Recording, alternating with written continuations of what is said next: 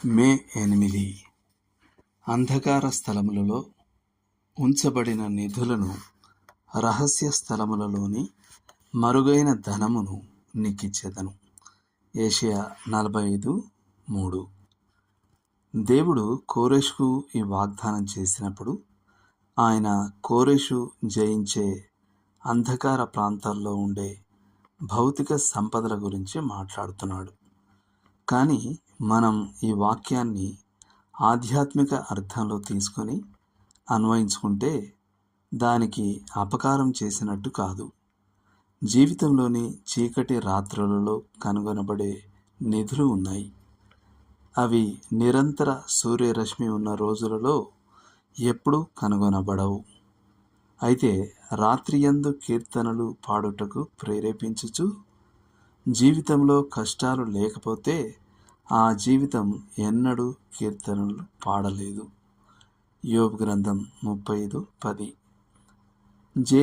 Stuart holden ఇలా అన్నాడు: జీవితంలోని వివరించలేని రహస్యాలు, విపత్తులు, ఉపద్రవాలు, ఆకస్మికంగా ఊహించని విధంగా జీవితంలోకి వచ్చిన అనుభవాలు, వాటిని నివారించడానికి మన ముందు చూపు సరిపోదు.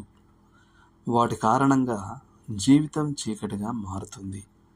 దుఃఖం, నష్టం, నిరాశ, అన్యాయం, ఉద్దేశం తప్పుగా అర్థం చేసుకోవడం అనేవి తరచుగా జీవితాన్ని చీకటిమయం చేసే విషయాలు.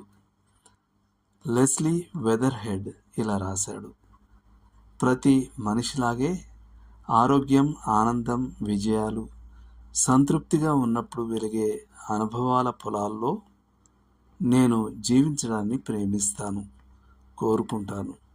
అయితే భయం మరియు అపజయం అనే చీకటిలో నేను దేవుణ్ణి, నా జీవితాన్ని ఎక్కువగా తెలుసుకున్నాను.